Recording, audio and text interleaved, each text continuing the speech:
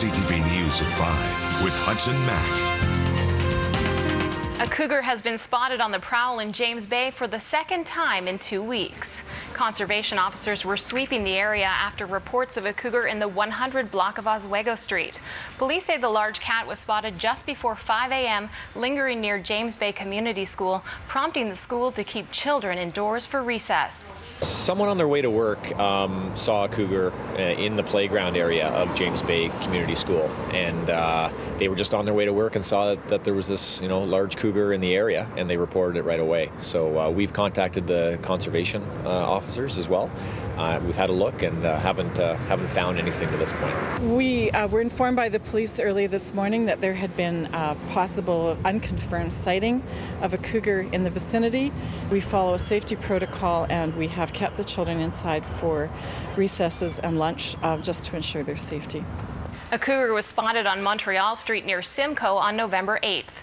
There were also 2 cougar sightings in Fairfield last week and another in Beacon Hill Park. Police say they haven't been able to track down a cougar, but they are warning you to keep your pets inside overnight. BC Conservation Service says if you do cross paths with a wild cat, back away slowly, maintain eye contact, and give it an escape route. A bear has attacked a couple in a remote area outside Kimberley. Conservation officers say the man and woman were out hiking yesterday afternoon when they startled a mother bear and her cubs. The mother mauled them as they tried to escape. Both suffered serious wounds to their legs, groin, head, and arms.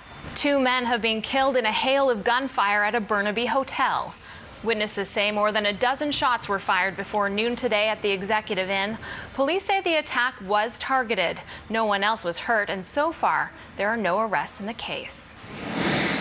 A former substitute teacher in Coquitlam has been acquitted on sex charges involving 5 young girls. Alexander Planov was facing 10 counts related to sexual assault and sexual interference and 1 count of criminal harassment.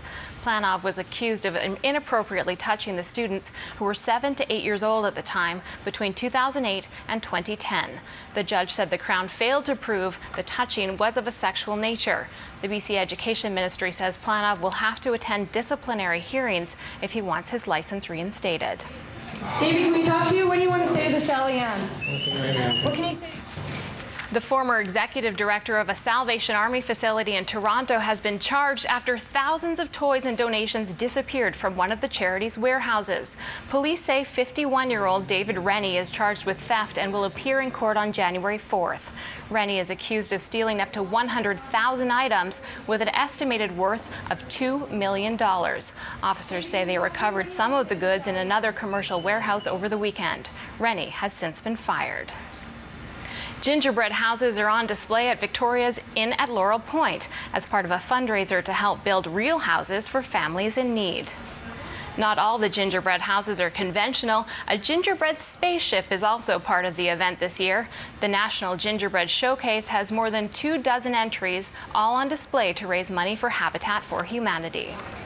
People do this. When you look at some of the particular entries, you can see that it is a loving piece of art that they have created. And it's amazing, because if you're doing it in something like clay or glass or whatever it is, of course you've got it. But when you're creating this, you know full well its life is a couple of months. And what perfect to work with Habitat for Humanity when it's dealing with houses. The Gingerbread Showcase is in the hotel's front lobby and will be on display until January 1st. Last year, the showcase raised $5,000 for Habitat for Humanity. Toronto's outspoken mayor is vowing to fight for his job after a judge ordered him removed from office. Rob Ford was found to have broken conflict of interest rules, and the court's decision has now left the country's biggest city in political chaos. This comes down to left-wing politics. The left wing wants me out of here, and they'll do anything in their power to, and I'm going to fight tooth and nail to hold on to my job. Ford was found guilty of not declaring a conflict of interest when he participated in a council vote on whether he should repay donations he solicited for his private football foundation using the official city letterhead. AIDS Vancouver Island says it is in ongoing negotiations with the Vancouver Island Health Authority to establish a fixed site needle exchange. The executive director of AIDS Vancouver Island says the best way to stop people from shooting up on the street is to establish a safe consumption site. It is trying to build a new site by spring or summer of next year after a fixed needle exchange was closed in Victoria in 2008. The site on Cormorant Street was shut down following a number of neighborhood complaints. BC parents who want to stay on top of their babies' vaccinations can now sign up for a new program that will send reminders via text message. The Provincial Health Services Authority is offering the free program so parents can get automated text messages informing them about recommended immunizations over their baby's first 18 months. People of all ages can also get reminders for other scheduled vaccinations. You can sign up by going to immunizebc.ca. 46,000 healthcare workers in BC are about to get a wage hike. The Facilities Bargaining Association represents workers in nearly a dozen unions, and it has come to an agreement with the provincial health employers. The deal includes a 3% wage increase. Ratification votes will be conducted over the coming weeks for the workers who had voted overwhelmingly in favor of a strike. Small craft breweries in BC are getting a tax break. Until now, they faced higher taxes if they produced more than 16 million litres of beer a year. But the province has axed the policy it brought in earlier this year, saying brewers are now able to produce up to 30 million litres and still qualify for the lower tax rate. The government says this will help create more local jobs. The Cowichan Valley Regional District is standing its ground, saying no to the federal government when it comes to dumping contaminated materials. The CRVD has written a letter to Ottawa saying it will not treat sediment dredged from the waters below the Esquimalt graving docks. Nearly a decade's worth of contaminated soil needs to be removed from CFB Esquimalt, creating a $44 million project to remove the waste. But before the contract is set in stone, the Cowichan Valley wants to make it clear it is tired of its land being used as a disposal facility. We have a dialogue going on with the Ministry of Environment right now, who've been very receptive, more or less, to our requests, and they are testing the sites that have been identified and that are being used as a dumping ground right now.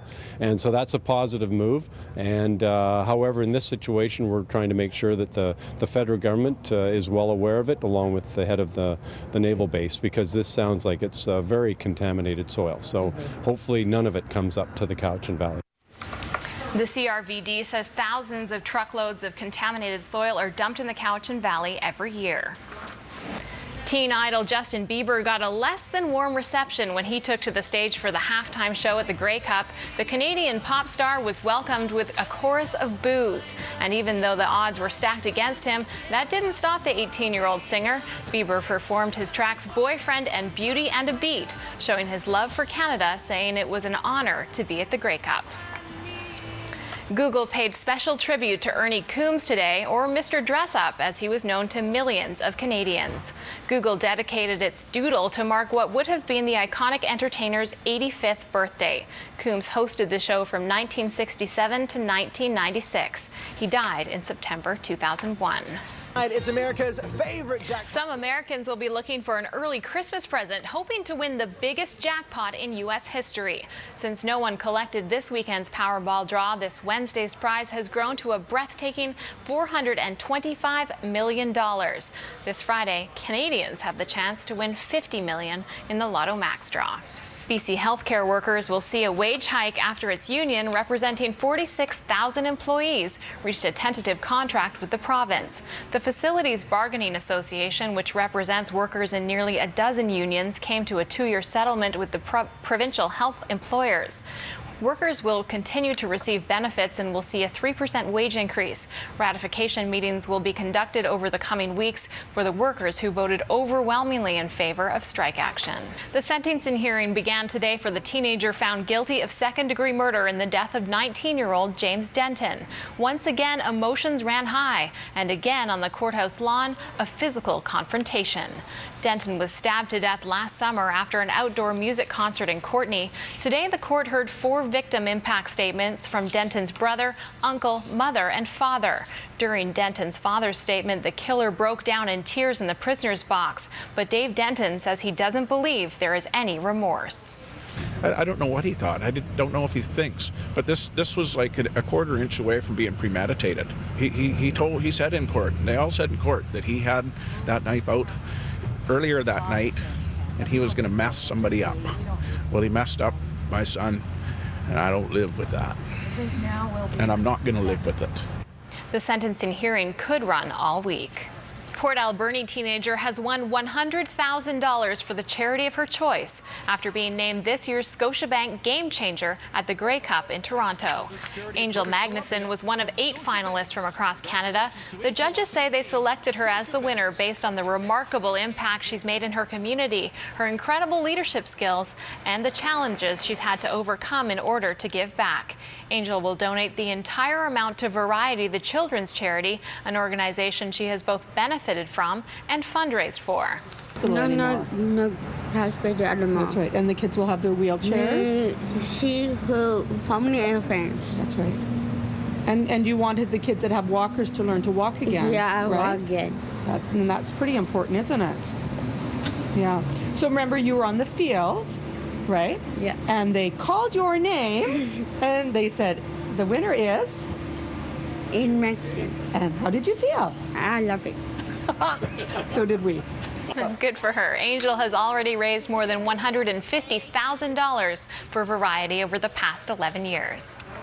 Charities in the Harbor City say they are seeing an increased need this year. More singles and families are coming to them for help over the holiday season.